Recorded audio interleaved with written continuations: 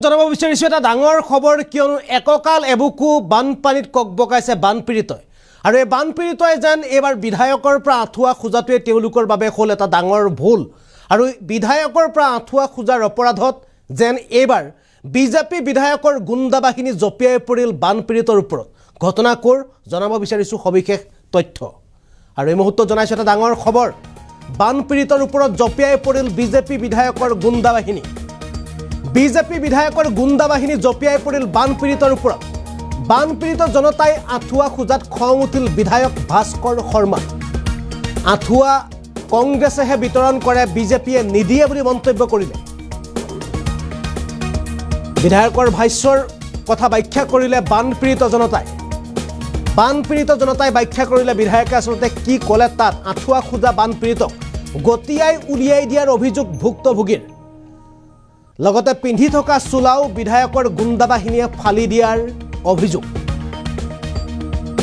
তিনিচুকীয়া পেঙেৰীৰ টেকেৰী গাঁৱৰ বানপীড়িতৰ খবৰ ল'বলৈ গৈছিল বিধায়কগৰাকীৰ উপস্থিতিত এনে অবাঞ্ছিত পৰিৱেশৰ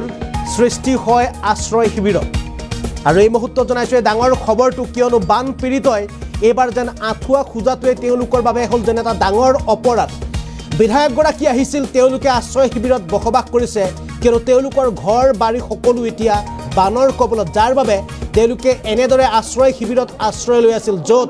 মহৰ কামোৰ জোকৰ অত্যাচাৰৰ পৰা ৰক্ষা পাবৰ কাৰণে তেওঁলোকে কেৱল বিধায়কৰ পৰা এখন আঁঠুৱা বিচাৰিছিল আৰু সেই আঁঠুৱা বিচৰাতে বিধায়ক খৰ্গগ্ৰস্ত হৈ পৰে লগে লগে বিধায়কগৰাকীয়ে কয় যে বিজেপিয়ে আঁঠুৱা নিদিয়ে যেন আঁঠুৱা দিয়াটো বিজেপিৰ কাম্য নহয় অৰ্থাৎ বিজেপিয়ে বানপীড়িতক আঁঠুৱা নিদিয়ে আৰু ইয়াকে কৈ বিধায়কগৰাকীৰ সৈতে তৰ্কযুদ্ধত লিপ্ত হয় বানপীড়িত আৰু বানপীড়িতক তাৰ পিছতে বিধায়কগৰাকীৰ লগত যোৱা বিজেপিৰ গুণ্ডাবাহিনী একাংশ গুণ্ডাবাহিনীয়ে জপিয়াই পৰা বানপীড়িতৰ ওপৰত লগতে যিগৰাকী যুৱকৰ সৈতে যিগৰাকী বানপীড়িতৰ সৈতে তৰ্কাতৰ্কি হৈছিল সেইগৰাকী যুৱকক গতিয়াই বাহিৰ কৰি দিয়াৰ লগতে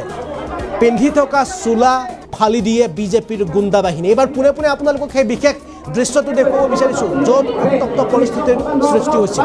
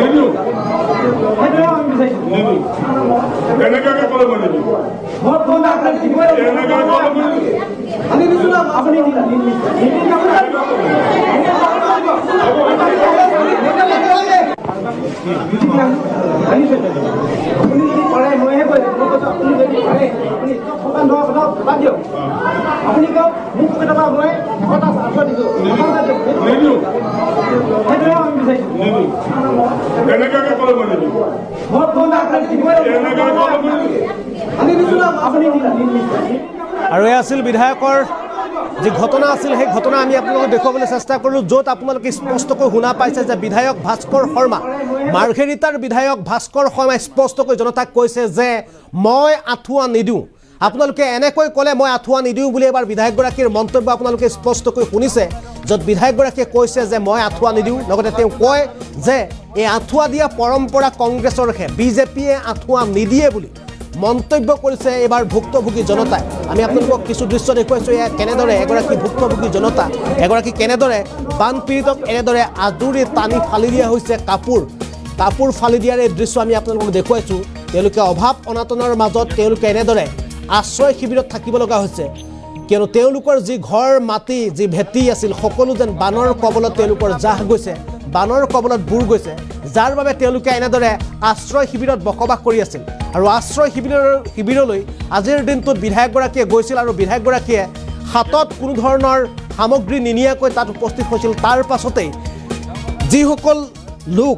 আশ্ৰয় শিবিৰত বসবাস কৰি আছিল তেওঁলোকে বিধায়কগৰাকীক আঁঠুৱা দিয়াৰ কথা উল্লেখ কৰিছিল আঁঠুৱা দিয়াৰ কথা তেওঁলোকে দাবী জনাইছিল কিন্তু বিধায়কগৰাকীয়ে স্পষ্টকৈ আপোনালোকে শুনিছিল যে আঁঠুৱা নিদিওঁ বুলি তেওঁ কৈছিল আৰু তাৰ পাছতে যিগৰাকী যুৱকৰ সৈতে এইগৰাকী যুৱকৰ সৈতে তৰ্কাতৰ্কিত লিপ্ত হয় আৰু বিধায়কৰ সৈতে যোৱা গুণ্ডা বাহিনীয়ে এইগৰাকী যুৱকক টানি আজুৰি কাপোৰ ফালি দিয়াৰ লগতে গতিয়াই বাহিৰ কৰি দিয়াৰ অভিযোগ উত্থাপন কৰিছে যুৱকগৰাকী। আমি এবাৰ পুনে পুনে বানপীড়িত এই যুৱকগৰাকীৰ মন্তব্য আপোনালোকক শুনাবলৈ চেষ্টা কৰিছোঁ। হয়, আজি বানপীড়িত লোকসকল আজি 3 দিন ধৰি এম ই স্কুলত শিবিৰ লৈ আছে। ইয়ালৈ অলপ আগতে আমাৰ স্থানীয় বিধায়ক ভাস্কৰ শৰ্মা আহিছিলে। তেখেতে অহাত আমাৰ প্ৰয়োজনীয় বস্তুবোৰ তেখেতৰ আগত অৱগত কৰিছিলোঁ যে আমাক এইখিনি বৰ্তমান প্ৰয়োজন আছে। বিশেষকৈ শুবৰ কাৰণে অসুবিধা হৈ আছিলে আৰু ৰাতি মহৰ বেছিকৈ মহ ওলোৱাৰ কাৰণে আমি আঁঠুৱা খুজিছিলোঁ। তেতিয়া মহান ছাত্ৰ সন্থা বোলে কংগ্ৰেছ তেনেকুৱা ভাষ্য কৰিছে, কাৰণ যোৱা নিশা মহান ছাত্ৰ সন্থাই কেইটামান পৰিয়ালক আঁঠুৱা যোগান ধৰিলে। তেতিয়া ভাস্কৰ শৰ্মাই ভাষ্য কৰিছে যে বোলে আমি আঁঠুৱা নিদিওঁ,